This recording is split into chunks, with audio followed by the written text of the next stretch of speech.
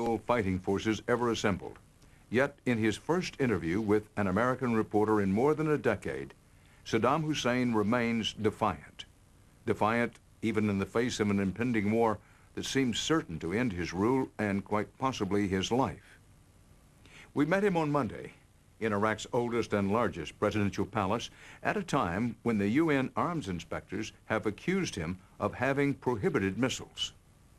And when President Bush has said time has run out, that the only thing Saddam can do to prevent war is to disarm immediately.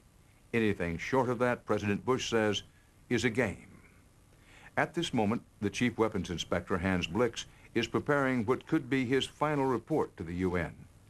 In a matter of weeks, with or without international support, the American and British forces could begin an all-out assault on Baghdad. And their primary target will be this man, Saddam Hussein. Mr. President, do you expect to be attacked by an American-led invasion?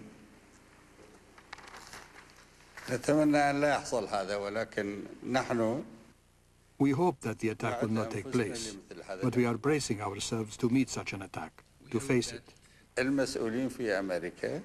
The officials in America keep talking about attacking Iraq, and it's normal that the people prepare themselves for such a possibility. At the same time, they are praying to Allah to stop the Americans from going through with it and to spare the Iraqis from the harm that those on the bandwagon of evil want to inflict upon them. Are you afraid of being killed or captured?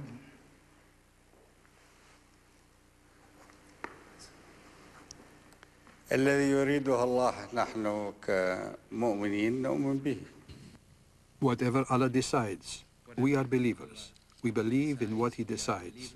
There is no value for any life without faith.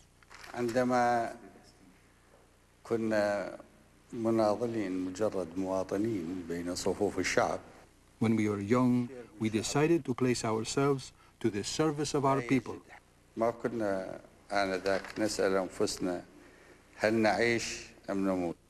We did not ask the question whether we were going to live or die. It's morally unacceptable to ask such a question. Nothing is going to change the will of God. The believer still believes that what God decides is acceptable. But we reminded President Hussein that he has more earthly concerns. More than 100 missiles that UN inspectors say have a longer range than permitted, threatening Iraq's neighbors and capable of attacking American troops in Kuwait. Do you intend to destroy the Asamud missiles that the United Nations prohibits? Will you destroy those missiles?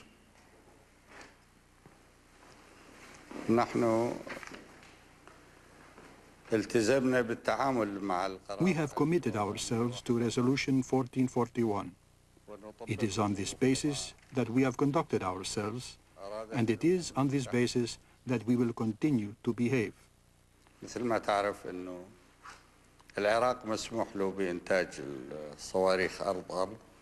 As you know, we are allowed to produce land-to-land rockets with a range of up to 150 kilometers, and we are committed to that. I want to make sure that I understand, Mr. President. So you do not intend to destroy these missiles? Which missiles are you talking about? We do not have missiles that go beyond the prescribed ranges by the UN. I mean the missiles that Hans Blix says that he wants a commitment from you that they will be destroyed.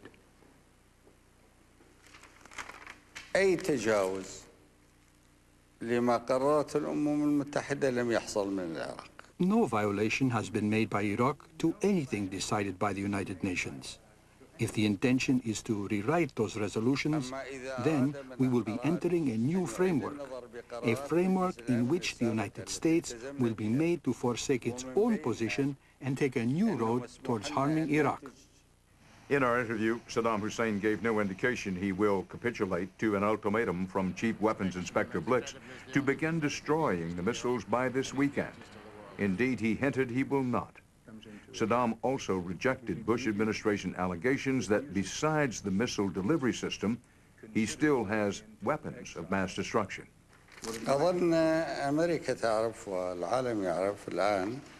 I think America and the world also knows that Iraq no longer has the weapons. And I believe the mobilization that's been done was in fact done partly to cover the huge lie that was being waged against Iraq about chemical, biological, and nuclear weapons. That is why, when you talk about such missiles, these missiles have been destroyed. There are no missiles that are contrary to the prescription of the United Nations in Iraq. They are no longer there.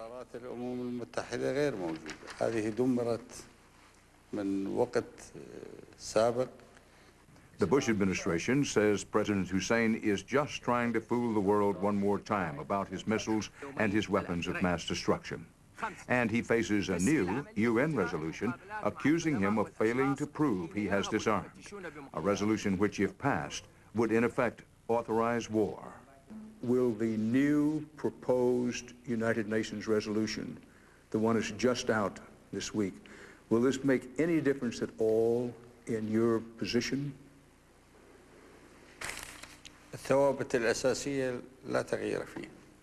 The basic position, there is no change. We have not pursued any weapons of mass destruction. So, what do they want to issue new resolutions about now? So basically no change in your position. The basic stand of our position is clear. We do not compromise our independence, or our dignity, or our freedom. At the same time, we will continue to commit ourselves to what has been decided by the United Nations.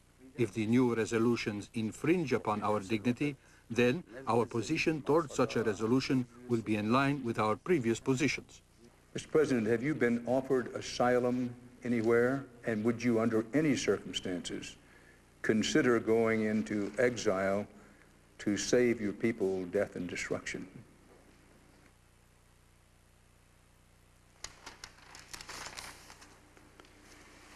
أنا أفهم أنه دافع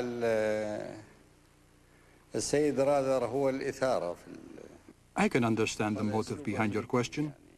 This is a very American style, and it may not be liked by some. But I can understand. مع ذلك أجاوبك.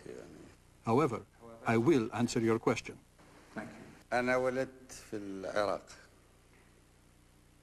I was born here in Iraq, and I was born as a genuine believer.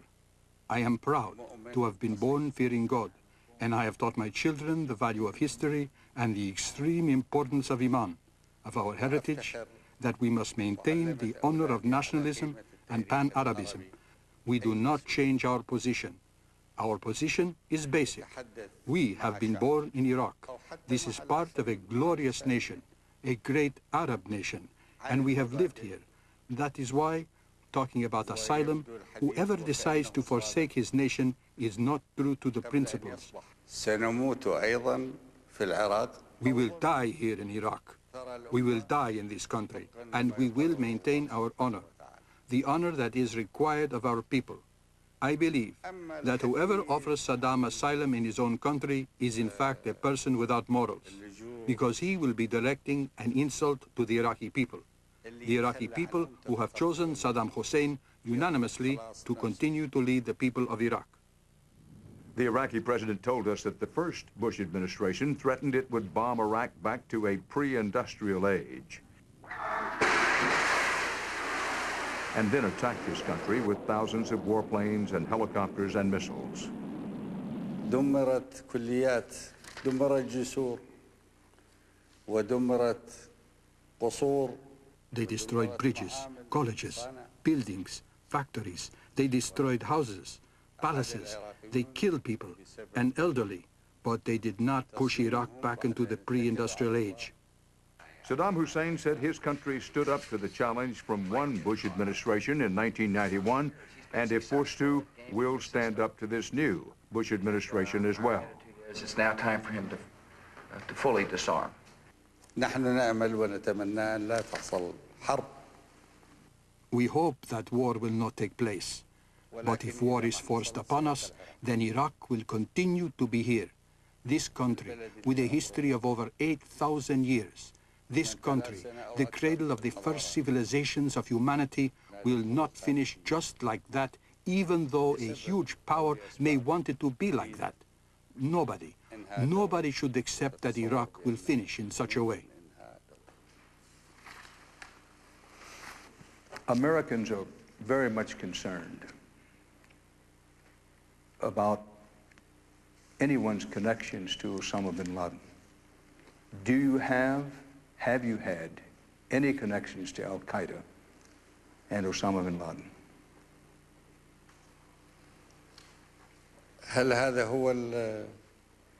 Is this the basis of the anxiety in the minds of U.S. officials? Or is it the basis of anxiety in the minds of the people of the United States? Mr. President, I believe I can report accurately that it's a major concern in the minds of the people of the United States.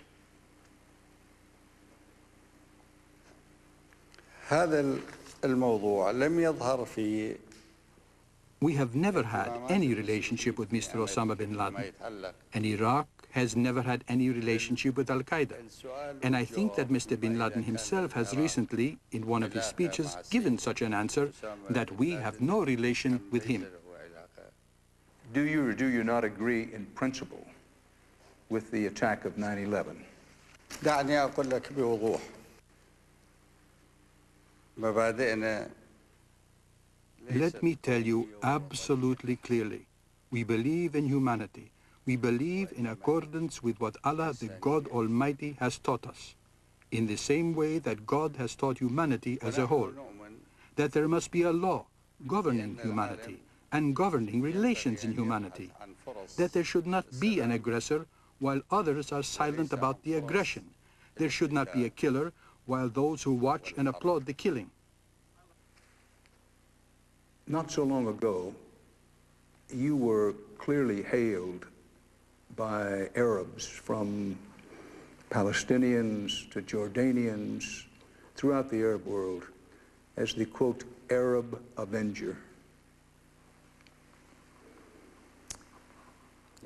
Are you still relevant on the Arab street, or has Osama bin Laden made you, with other Arabs, irrelevant? Hope you can understand the question. Thank you. ليس هو هذا الذي نسعى إليه. This is not our goal.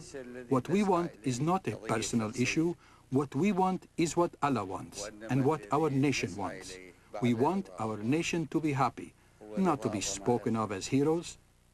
الأساس لدينا هو أن يقولوا. The most basic thing to be said about Saddam is that he is a true son of his nation, and to say he did his best for his people and his nation. And he does or does not agree that Osama bin Laden is now the champion of the Arab streets?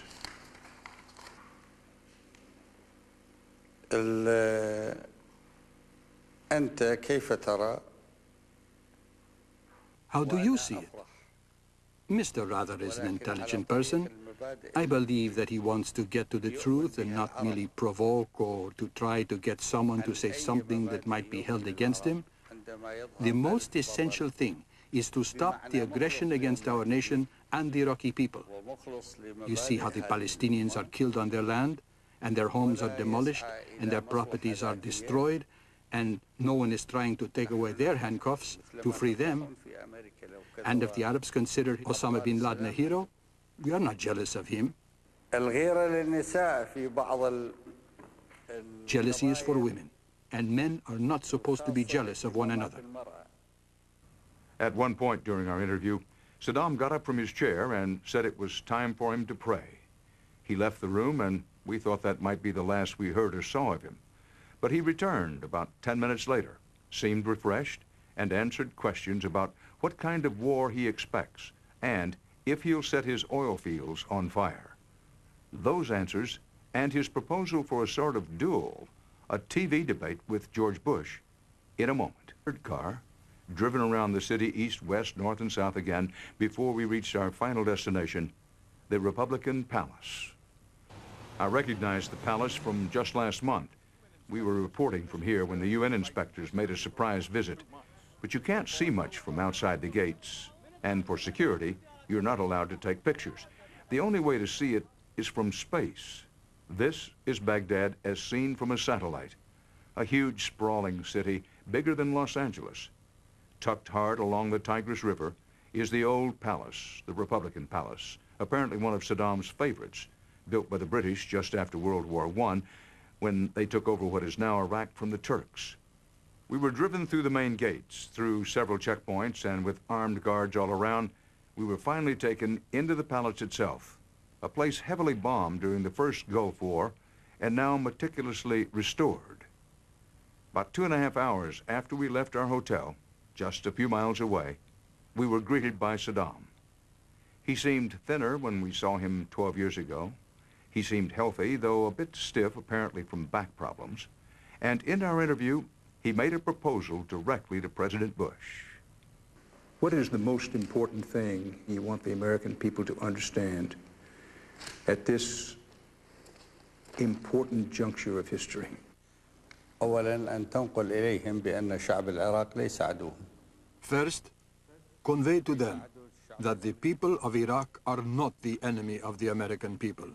وإذا أراد الشعب الأمريكي أن يعرف المزيد عن If the American people would like to know the facts as they are, through a direct dialogue, then I am ready to conduct a debate with the President of the United States, President Bush, on television. أقيم حوار مع السيد I will say whatever I have to say about American policy. الأمريكية على التلفزيون. He will have the opportunity to say whatever he has to say about the policy of Iraq. من ملاحظات على السياسة الأمريكية. And this will be in front of the world, on television, in a direct, uncensored, honest manner. In front of, as I said, everyone. And then they will judge what is true and what is false. This is new. You are suggesting, you are saying that you are willing, you are urging a debate with President Bush on television? نعم هكذا. Yes, that is my proposal. الشعب الأمريكي مثل ما نعرف. On films, we see that the Americans are courageous. حتى إنه في When challenged to a duel, they will not back down, just as the Arabs would not. وهذه فرصة له إذا كان. This will be an opportunity for him to convince the world if he is committed to war. للحرب. If he is convinced of his own position, this will be an opportunity for him to convince the world that he is right in making such a decision. وفرصة لنا.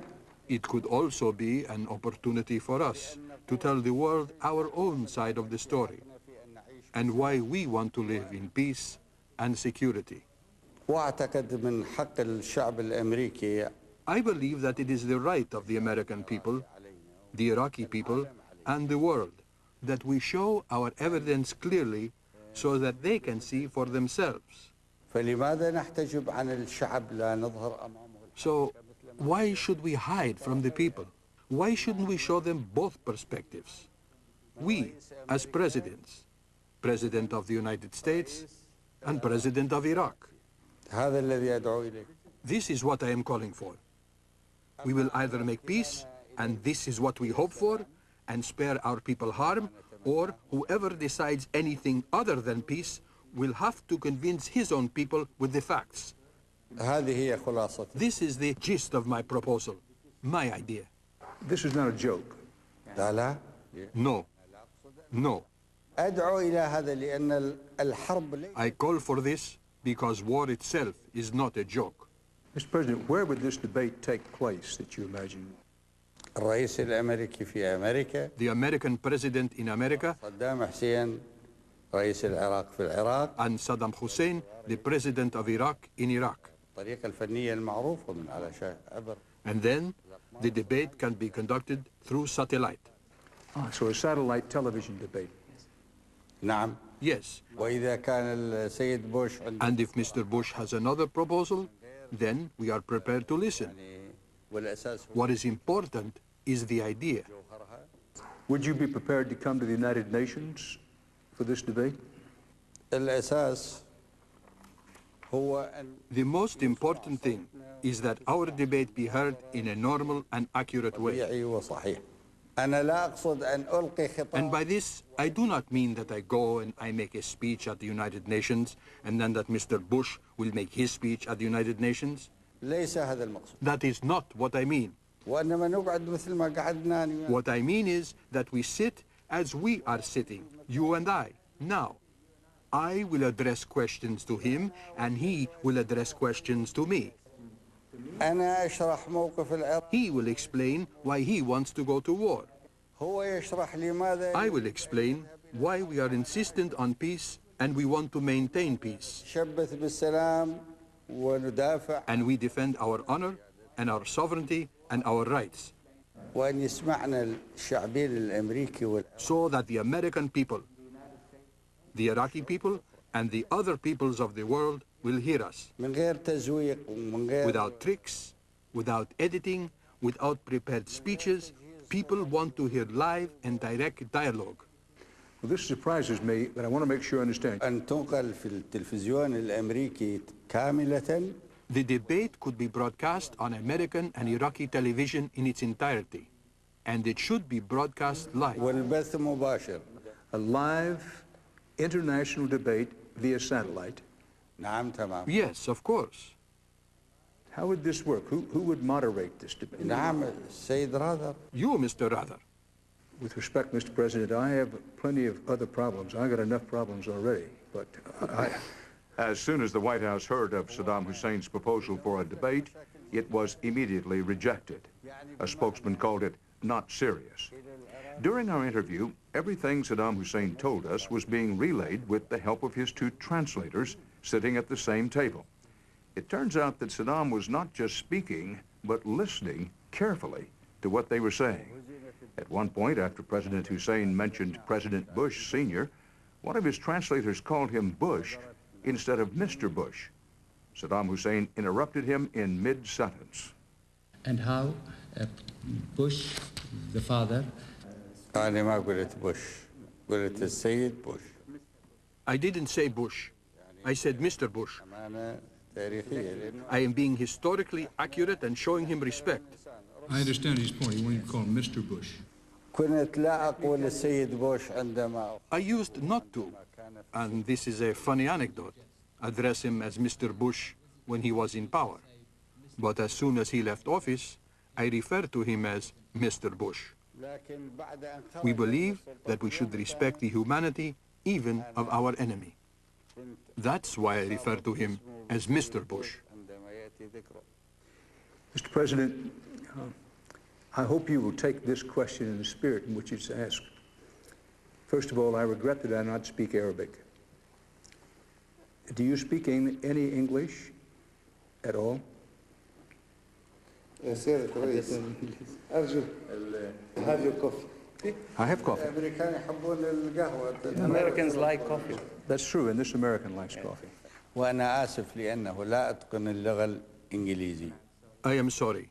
I do not speak English fluently, أفهم بقدر ما أستطيع. but I can understand to some extent. Well, would you speak some English for me? Anything you choose. Our language is Arabic. هي العربية. A footnote to what you just heard when Saddam Hussein corrected his interpreter, asking him to say Mr. Bush. A reminder that after the first President Bush left office, Saddam Hussein tried to have him assassinated, and today one of Saddam's own newspapers refers to the second President Bush as the son of the snake. In a moment, we ask Saddam about his plans for war. Be a war with the United States, but he certainly has been planning for one. In this part of our interview, the Iraqi leader shared some of his thoughts about war with the U.S. Those thoughts are shaped, some might even say warped, by Saddam's view of the situation today and of recent history. Saddam sees the world in his own terms and takes the same approach to interviews with television reporters. Saddam will allow only cameramen from Iraqi TV to record his interviews. He says this is for security reasons. We could not bring our own camera crews in or even a tape recorder. The Iraqis provided cameras for our interview. They provided the interpreters to translate Saddam's remarks into English, and they provided us the tape of the interview hours after it was over.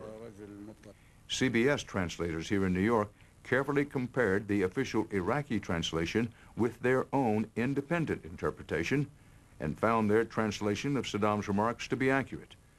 Those remarks include a surprising assessment of the outcome of the 1991 Gulf War and an equally surprising renunciation of the tactics that left Kuwait's oil fields in flames at the end of that war. If there is an invasion, will you set fire to the oil fields? Will you blow the dams for your reservoirs of water to resist the invasion? Iraq does not burn its own wealth, and it does not destroy its own dams. We hope that this question is not going to be used by those who intend to attack us to cover their backs while they themselves destroy Iraq's dams and oil wells. Iraq will not destroy its oil or dams, but will use them and protect them for the benefit of the Iraqis. Mr. President, Vice President Richard Cheney of the United States says that if and when an American-led army comes into Iraq, it will be greeted with music. It will be treated as an army of liberation. If Americans are not to believe that, why should they not believe that?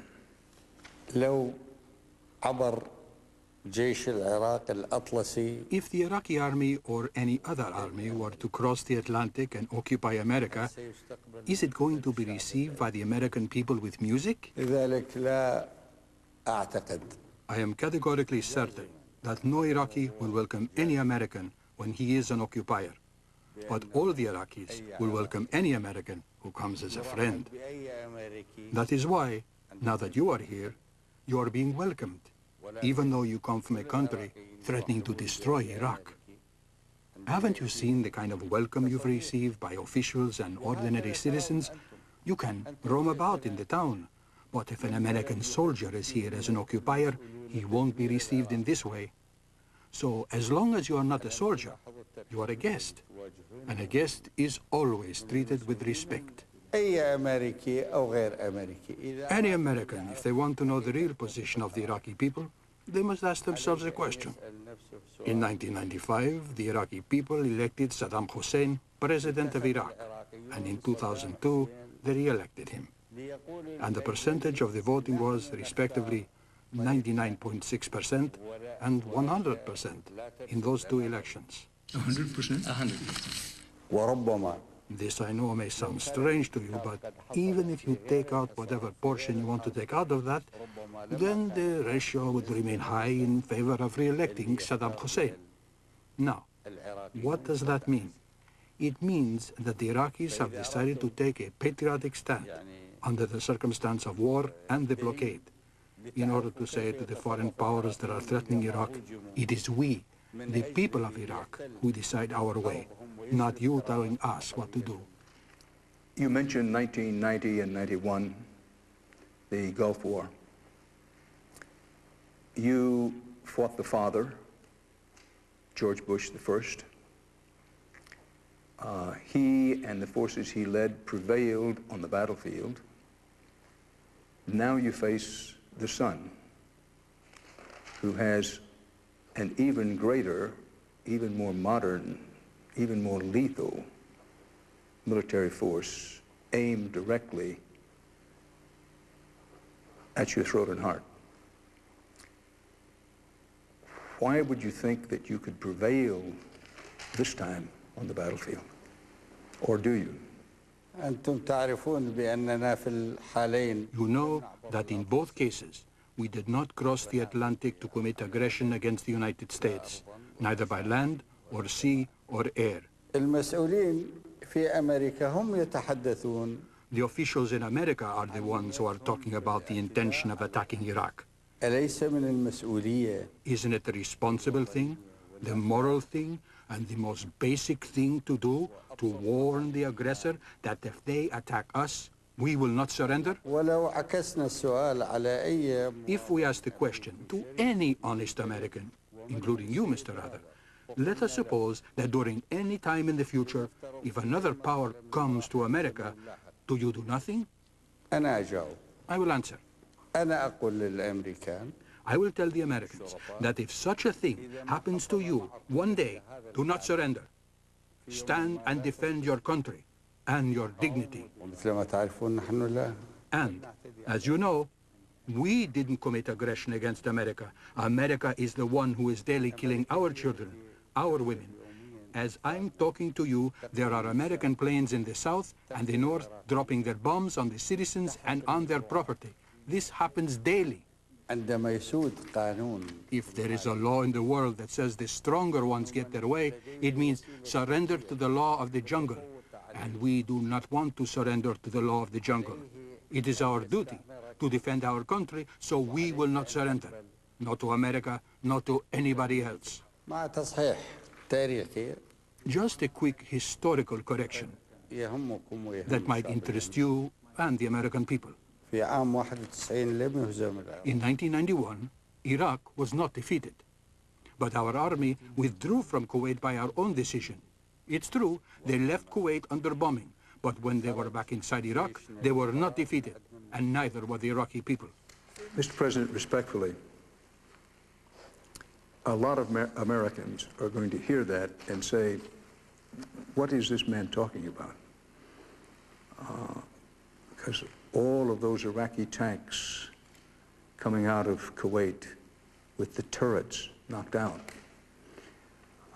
indicated a beaten army on the battlefield. The point is, I'm asking you to explain what you mean that you were not defeated in the 1990-91 war, because I can report to you with accuracy that overwhelmingly the American people believe that that was a resounding defeat for you and for Iraq. دعني أجيبك على هذا السؤال. Let me answer this. أنتم تعرفون أهداف You know the goals of Bush the father, and you know he attacked us repeatedly after that. So why did he repeat his attack if we had been defeated? عندما يحصل صراع عسكري When there is military conflict, there is attack and there is retreat. And when we saw that Bush the father, the president, had mobilized 28 armies against us, when we saw that the whole world was in fact collaborating against us, we realized that we had to withdraw from Kuwait. في أعظم خسارة للوحدات. We did not lose more than 10% of our equipment in all of the battles. That was the worst loss suffered by any of our units. إذا نحن خسرنا معركة. So, we lost a battle, but we were not defeated. بماذا يهدد العراق أمريكا؟ In what sense does Iraq threaten America? The Iraqi people are not the enemies of the American people. سيد راذر رجل مطلع. Mr. Rather, you are a well-informed man, and you know the battle is not over until the guns are quiet, and when the national will is bent to what the aggressor wants. لا يكفي. It's not enough to have superiority in planes and missiles. In the final analysis, the guns will tell the tale of a courageous people defending themselves against the occupiers. This is a decision made by the people of Iraq. They will continue to commit themselves to the role that will make them respect themselves as well as others. Mr. President, you say that knowing that poised on your border is a tremendous armada ready to deliver destruction and awe. نعم أنا أفهم. Yes, I understand, I hear, and I see. But the final truth will be decided by Allah on Iraqi soil, وفي بغداد. in Baghdad. بمعنى لا أعني مصير الأمريكي. I'm not talking about the fate of Americans in America, but the fate of Iraqis in Iraq, and the fate of anybody who attacks Iraq. Mr. President, I appreciate your remembering that we met in 1990 and I interviewed you in this very building. Given the sober moment and the danger at hand, what are the chances this is the last time you and I will see each other?